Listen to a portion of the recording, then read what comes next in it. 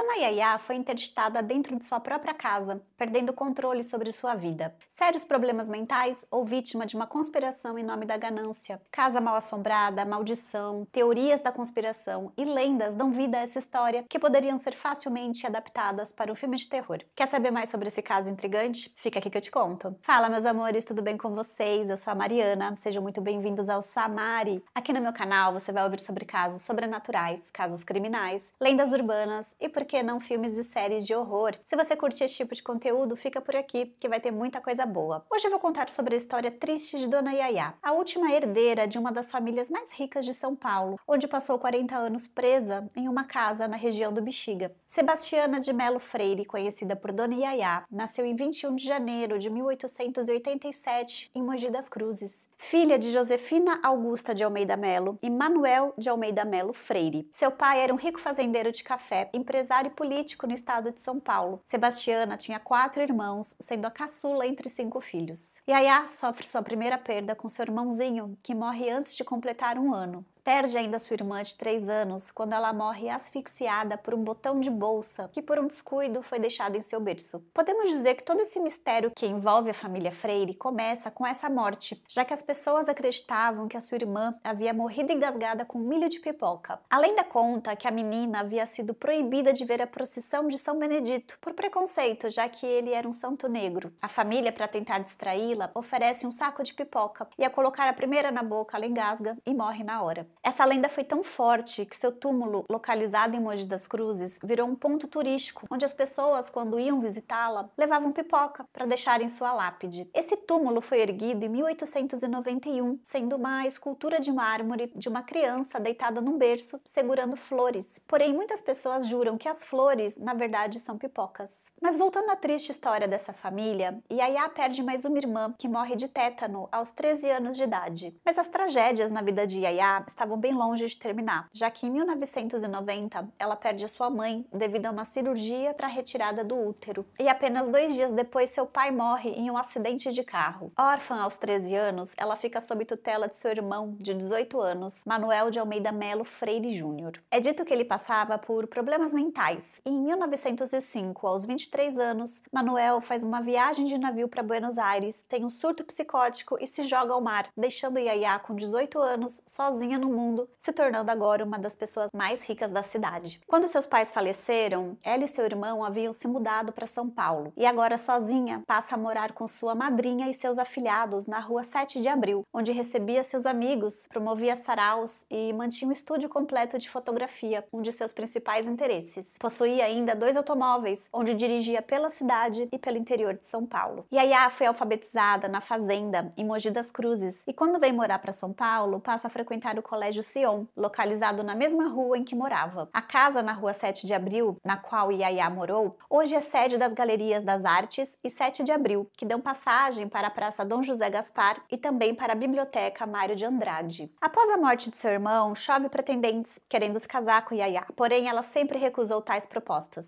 por acreditar que a maioria deles estava interessados apenas em sua herança. Dessa forma, ela não se casa e não tem filhos. Porém, há boatos de que tinha uma paixão platônica por Edu Chaves, um aviador famoso da época. Yaya então fica aos cuidados da família Grant, que seria a família da sua madrinha, Elisa, e de um tutor, um político superpoderoso chamado Manuel Joaquim Albuquerque Lins. E é aqui que sua vida toma um rumo totalmente inesperado. Sempre reservada, passa a levar sua vida de forma tranquila. Porém, em 1919, aos 32 anos, começa a apresentar sinais de desequilíbrio emocional, onde Yaya escreve um testamento a lápis, pois dizia que ia morrer. Começou a distribuir suas joias para os funcionários que trabalhavam em sua casa, até chegar ao ponto de tentar tirar a própria vida. Inicialmente, ela é levada até a clínica do Dr. Homem de Melo, em Perdizes. Ela fica ali por um tempo, até ser internada por 1 ano em um sanatório localizado na região da Paulista. Devido à sua condição abastada, teve a oportunidade de ser assistida por diferentes médicos, onde teve diversos diagnósticos ao longo dos anos. Os laudos médicos atestavam que possuía uma condição mental, sendo necessário cuidados especiais para um tratamento. casamento. Ela então foi considerada incapaz de administrar sua própria vida e bens, recebendo uma intervenção judicial. Na época, acharam que seria melhor para o seu tratamento se ela fosse isolada dos outros pacientes, sendo realocada em um casarão localizado na rua Major Diogo, no Bexiga, que seria como um hospital particular, onde teria acompanhamento médico, cuidadores e funcionários para lhe auxiliar. No início, pareceu ser uma boa ideia, já que dessa forma não pareceria que ela estaria trancafiada em uma instituição psiquiátrica, ou como muitos acreditavam que fosse, seu cativeiro. A casa foi preparada para receber apenas um paciente, onde tudo foi arrumado para sua chegada, como trancaram as janelas por fora para que ela não conseguisse abri-las, e cortiças no chão foram colocadas para caso ela caísse e não se machucasse. Yaya era vigiada constantemente, onde colocaram olho mágico até mesmo no banheiro, tudo em nome de sua segurança. Anos mais tarde, foi construído um jardim de inverno, onde ela poderia tomar sol. Yaya passa 40 anos de sua vida internada e sozinha nessa casa. A casa era cuidada pela família Grant, que era a família de sua madrinha e amigas. Vizinhos diziam que quando Yaya ficava muito nervosa, podiam ouvir seus gritos da rua. Diziam ainda de que ouviam ela chamar por um filho perdido, como se tivesse sido levado embora. Para a psiquiatria hoje, Yaya seria diagnosticada com esquizofrenia. Alguns dos sintomas são descritos como percepções que não são baseadas na realidade, como ouvir vozes, ver coisas ou sentir sensações que não existem, como acreditar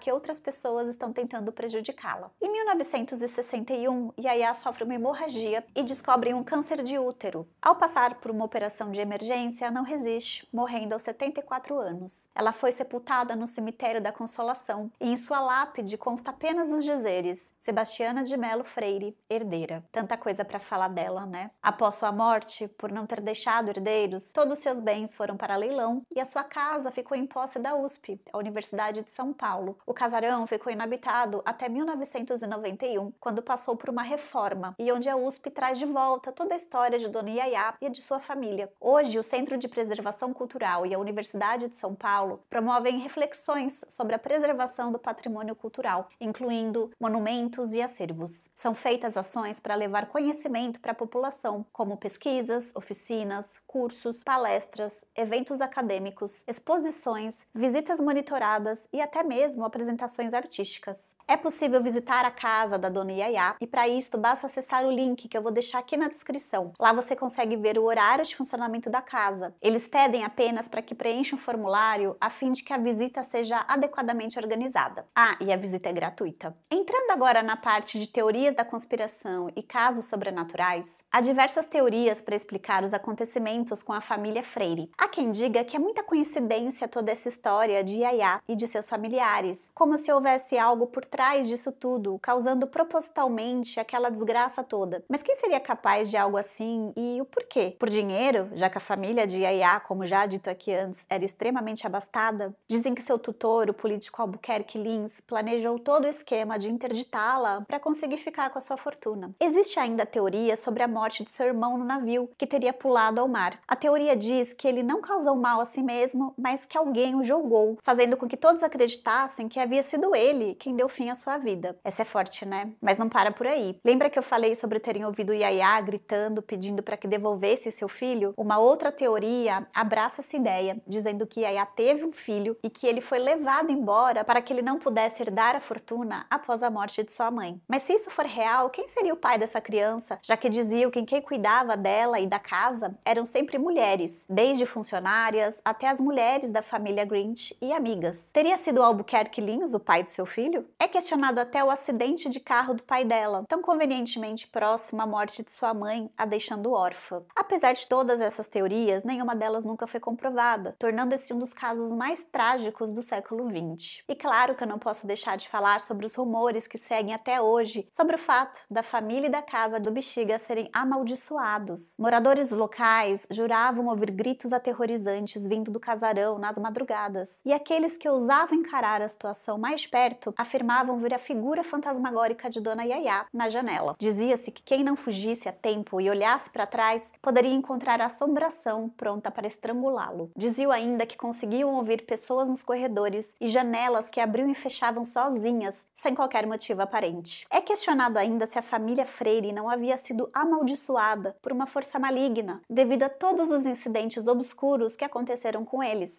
É uma história triste demais, né? Mas e aí? Me deixa saber aqui nos comentários no que você acredita. Acha que algumas dessas teorias deveriam ser olhadas mais de perto? Ou acredita que a família havia sido amaldiçoada, deixando um legado de horror que nos assombra até hoje? Então é isso, pessoal. Se você gostou desse vídeo, deixa o seu like para me ajudar. Aproveita e já se inscreve no canal para não perder mais nenhum caso misterioso. Obrigada para você que ficou até o final. Até a próxima. Tchau!